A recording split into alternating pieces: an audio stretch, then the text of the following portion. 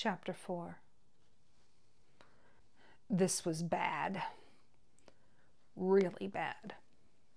I saw what was happening now. She believed this preacher. She believed every word that he said about her, that she was wallowing in the darkness, that she had an evil nature that she could not shake, that ultimately she was possessed. But she wasn't. Those were his thoughts put on her. She had taken them into her mind, believed them, and made her own tormentor out of darkness and depression. This was no demon from the pit of hell. This was a thought form, a tulpa, a being that exists simply because it has been believed into existing.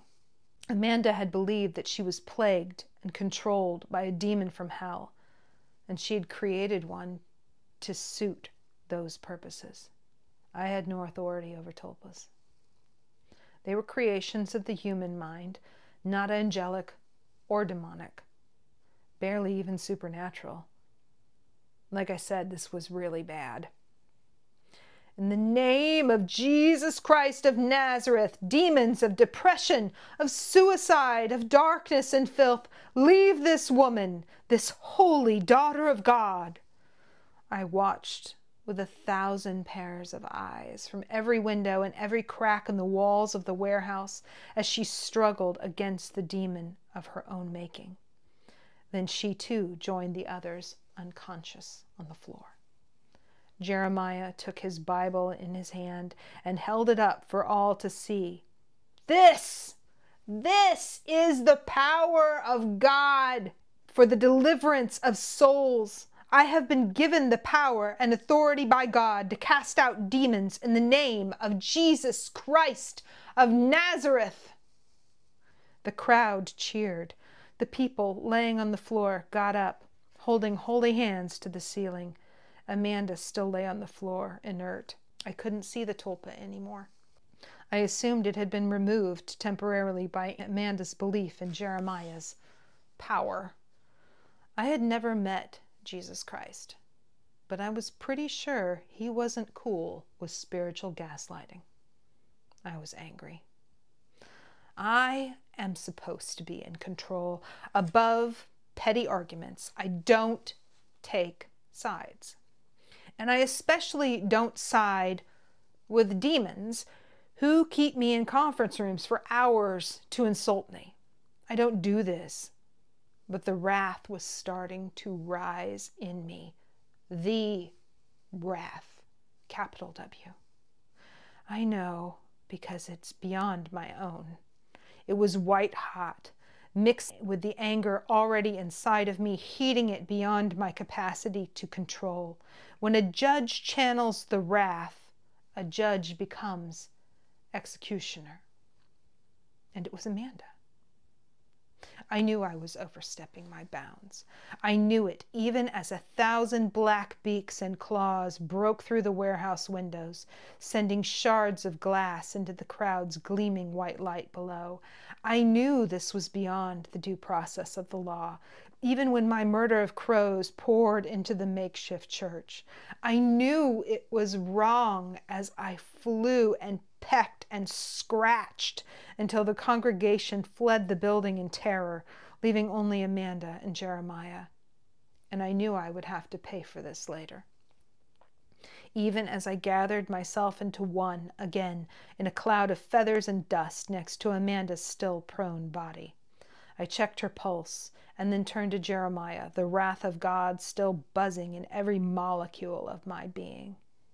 "Demon! Get thee behind me, Satan!" he screamed. "You really have no idea who I am, do you?" I responded. "Where is Jaziel?" "Jaziel? What is that?" he asked. I could smell the lie on his breath. "Don't lie to me, preacher." His soul light had changed, faded, but not as bright white as it had been. It was no longer painful to look at. "Demon, in the name of Jesus Christ of Nazareth, I command you to leave this holy place," he yelled. Cocky little prick.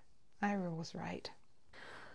Look, asshole, you can throw that name around as much as you want. It has no effect on me whatsoever. His light flickered a little bit, like a candle in a slight breeze. I had rattled him. I stepped up onto the platform and walked up to him until I was an inch away from his nose. Boo, motherfucker. Jeremiah dropped his Bible to the floor and wet himself.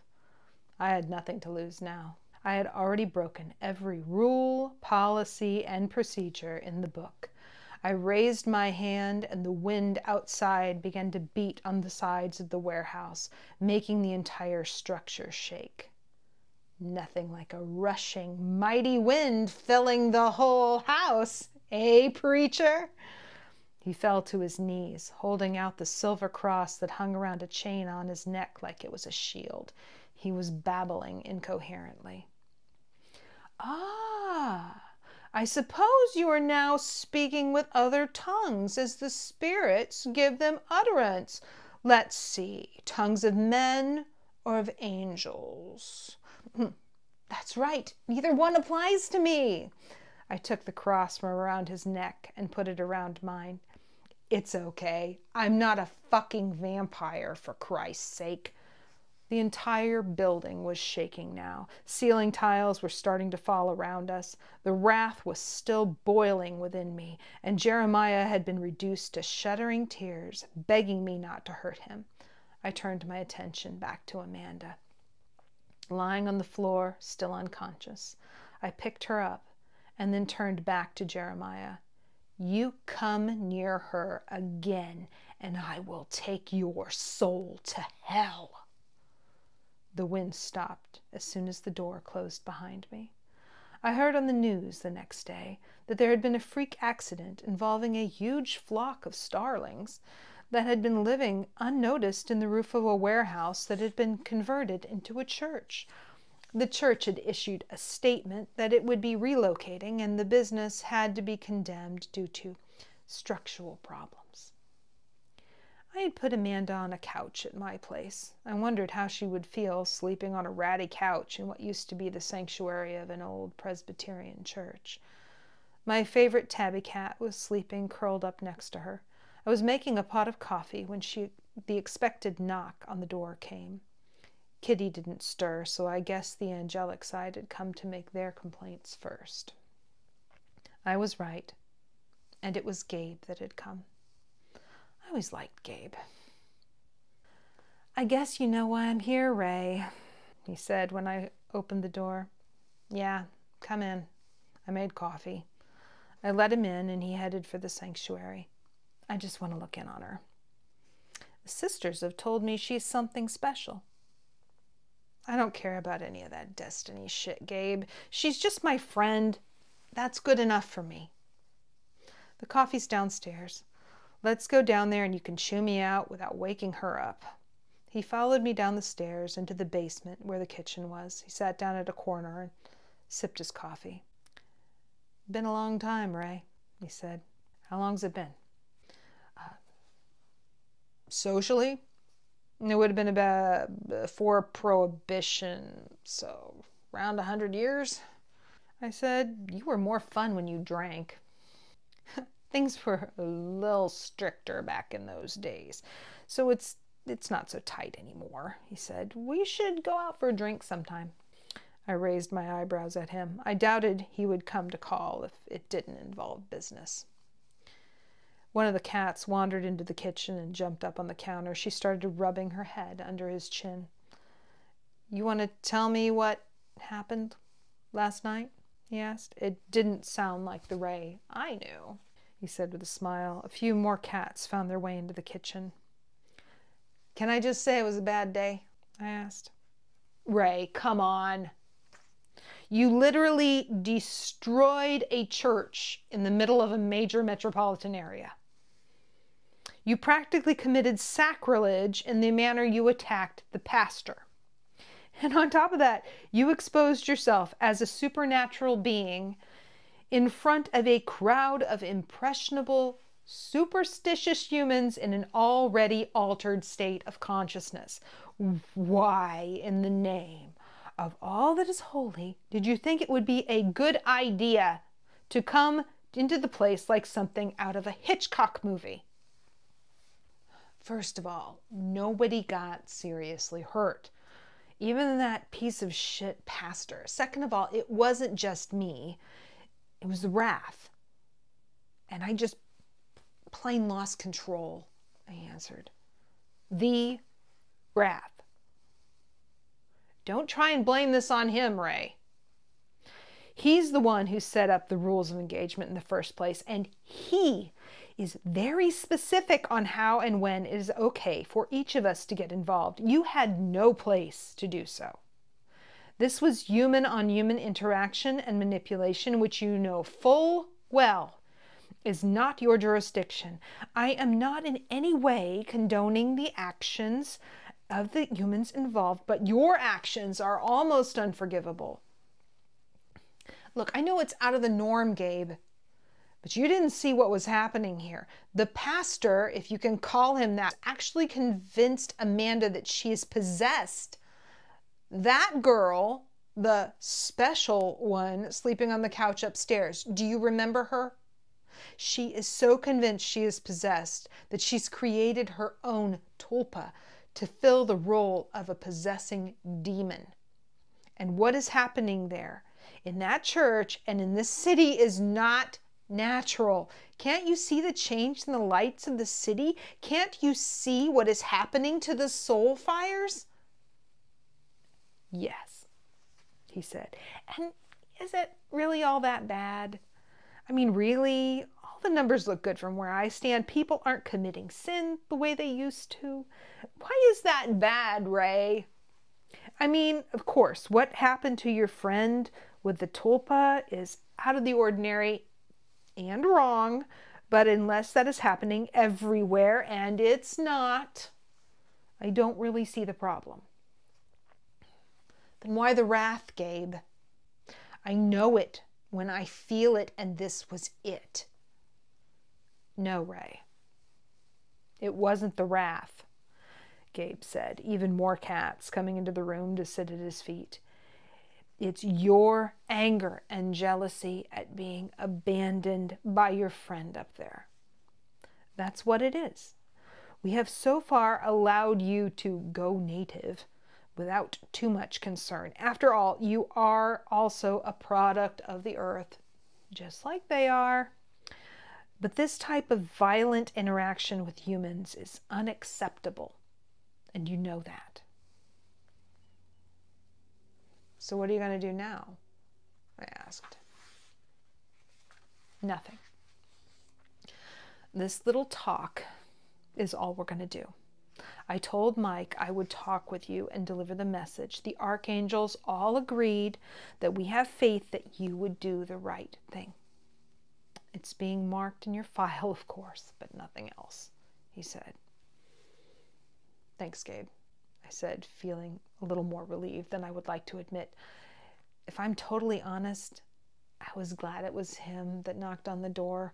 Mike scares me a bit. What did you mean about the sisters and Amanda?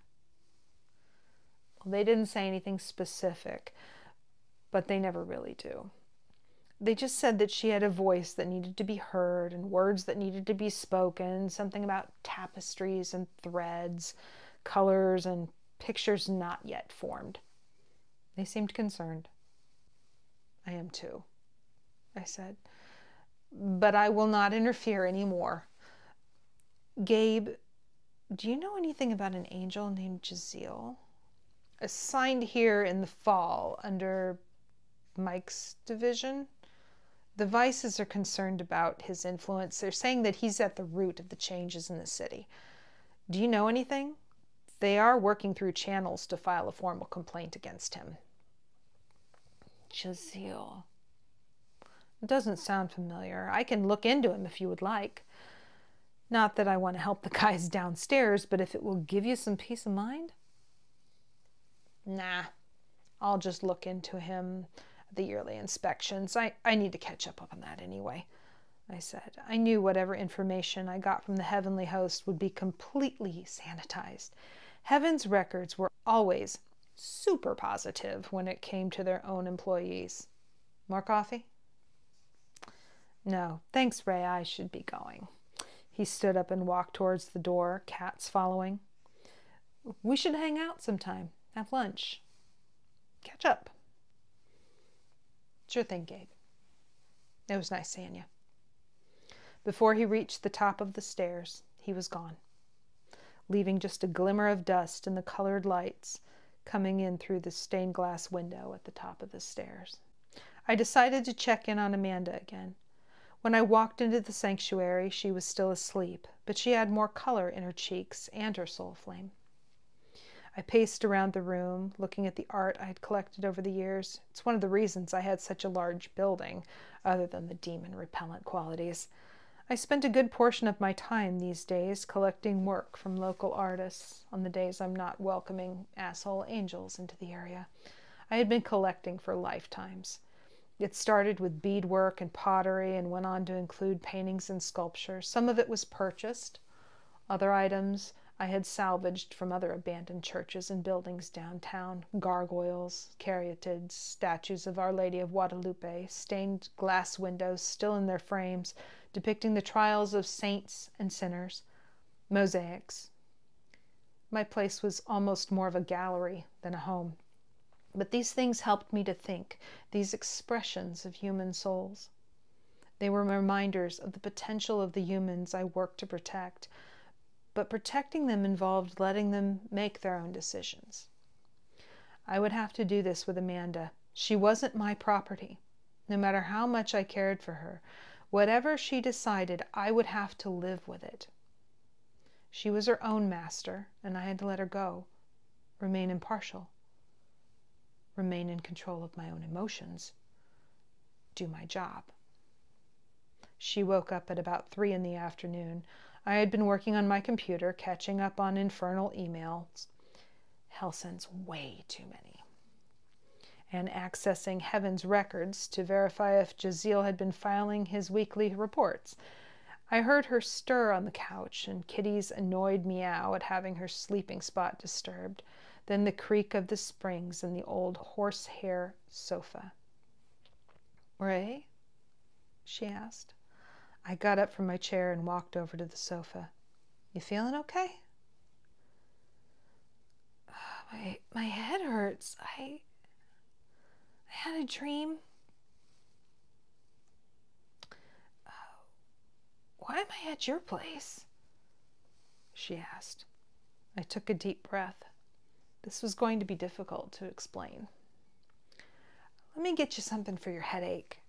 You want some coffee? I stalled. I can brew another pot if you want some. I turned my back and headed towards the coffee maker I kept in my office area. Ray, what happened? Her voice was starting to shake. You were passed out. Last night when I found you, I brought you back here. What do you remember? I asked, turning the pot on. I was at church and there was an altar call. After that, I don't remember anything. She was looking around the room, wide-eyed now and terrified. A shadow moved across one of the windows, and the room grew a shade darker. The coffee pot started spitting and popping as it brewed. She fixed her attention on the darkened window. Ray, where did you find me? This was more difficult than I expected, and the room kept getting darker. I felt a chill, but I reminded myself that the days are shorter in November. And then this was truly hallowed ground. I found you at the church, Amanda. Better to be honest, I thought. I thought I told you not to talk with me anymore, Ray. She was grabbing her purse and had already put on her coat. I looked at her, and I could see that her soul was dimming. In fact, everything in the room was dimmer. And then I saw it, standing behind the couch, not quite fully formed, a figure of a man made out of darkness, hovering over her, dimming her light. The thought form.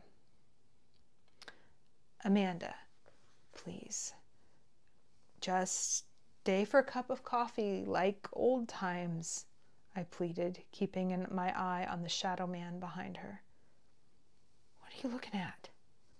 She asked, her voice still shaking. She turned, saw the shade, and her eyes grew wide. Demon! I knew it was you, Ray! I knew! You were the one filling my head with these evil thoughts. You put this darkness on me!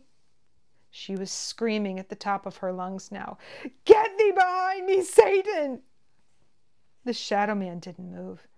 She started making strange sounds, like Jeremiah had when I had him cowering in terror.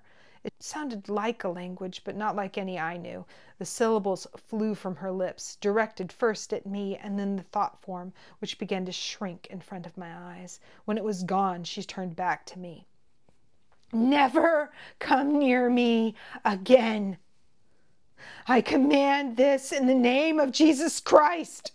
And then she ran, leaving the front door open behind her. I had to let her go. I hoped her method of dealing with the thought form was sufficient, but I doubted it. While the tongue speaking I had encountered in the hills to the south of Kansas City had some benefit to the mental well-being of the speaker, it had little effect on anything else. At least at this point, the tulpa still responded to her commands. It was still under her control. And as long as she believed she could control it, she would be fine. I just hoped that Jeremiah would remember my threat of damnation and leave her alone. I knew it was a false hope, but it was all I had. I went back to my computer and my full pot of coffee, poring over Jaziel's reports. He had been assigned to the area at his own request to answer the prayers of one Jeremiah Anderson. Jeremiah had been praying for years for an outpouring of the light of God upon the sinners of Kansas City, and there was a ridiculous amount of repetition of the phrase, "Yet not my will, but thine be done, and make me a vessel of thy spirit." Not completely unusual, but given his performance last night, it made me uncomfortable. Too often humans ask for God to control them, to use them like an object to make their decisions for them. It's a handy trick, because if you work it right, when something goes wrong, if your words aren't received well, if others don't believe, you can always just say it wasn't God's will, or the person is rejecting God. You never have to realize that you, yourself, have just been an asshole. So little responsibility when you're just a vessel. Jesus, take the wheel. Good fucking grief. Somebody needs to tell that girl that cars weren't around when Jesus was here. Pretty sure he doesn't have a valid driver's license. If your car or your life is a wreck, you need to fix it. Jesus might be a good example, but you are the one who has to do the actual work. Anyone on the side of good in this eternal war knows better than to take the reins, wheel, whatever from a human. Humans have to make their own choices. After I looked closer at the wording of Jeremiah's prayers, it struck me just how submissive and inviting the language was. If he had been praying to the other side, the guy would have been snatched up as a conduit in a moment, head spinning around, puking pea soup. He was the perfect prey. I knew what hell did with people like him, but what did heaven do? I'd have to ask Gabe the next time I saw him. I sat down on the couch to think. The cushion still smelled like Amanda, like chamomile and tea tree oil. The darkness I had seen behind her, the terror in her eyes, her hate, her accusations all came rushing back.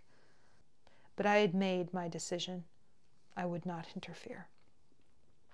It hurt, but I had a job to do, and I would do it. I walked outside to clear my head, out into the cold night, Snow had started to fall in small flurries. The sky was a dirty purple, reflecting the light of the city, and the snow looked gold in the streetlights. I pulled my head deeper into my coat and set off into the dark to find a drink and maybe some company. Saul's place was always open. I came in, took a spot at the bar, leaving my usual booth I shared with Amanda empty tonight. Saul poured me a whiskey without saying a word. He's a good bartender. He knows what I like. I looked around the bar. It was deserted, just as I suspected. Even those of us of the supernatural variety don't like to go out in the cold and snow. Seated at the bar were a couple of redcaps, downing beers and smoking cigarettes. A little further down was what appeared to be a beautiful Hispanic woman dressed in white, drinking Tecate, tears streaming down her face. She smiled at me and lifted the bottle in salute, obviously only here for a quick drink before heading out to walk the streets and terrify anyone stupid enough to pick up a hitchhiker. At the far end of the bar was a tall, thin, faceless man in a suit that I hadn't seen before, obviously an out-of-towner. No one who would know anything about Jeremiah Anderson or Jaziel. Well, I may as well get drunk while I'm here, I thought. Saul just kept the booze coming, and I just kept drinking it. I knew I was there to get drunk. I was just pretending to do my job. But I was tired, and I missed Amanda. I woke up the next morning on the same couch Amanda had slept on the night before. Generally, beings such as myself don't need sleep. So to reach the level of oblivion I had sought the night before, I had to drink. A lot. Enough to kill a normal human being. And the ensuing hangover was still worth the period of time I had been unconscious. Besides, the headache distracted me from what I was really upset about. I resolved to forget the whole thing, to just pretend that none of it ever happened. I would send a short email to the Vices explaining that I had investigated the involvement of Pastor Jeremiah Anderson, and while I had witnessed a level of human manipulation I had never witnessed before, I had not seen any evidence of angelic involvement in said manipulation. I knew it wasn't the whole truth, but it wasn't technically a lie either. And I didn't want to pursue it further. I couldn't face Amanda and see that thing hanging over her again. I just couldn't. So I pretended it didn't exist. I pretended that Amanda didn't exist, and I spent more and more time at the bar. And I drank a lot so that I could sleep. It was Christmas Day when they found her body in the park next to the river. She had so many pills in her system that some were still in her mouth when she died. The coroner wasn't sure if she had died from an overdose or from choking on the pills lodged in her throat. There was a suicide note in the car apologizing to her family, to Jeremiah, to Jesus. Her family didn't press for an investigation. She had been acting oddly for months beforehand.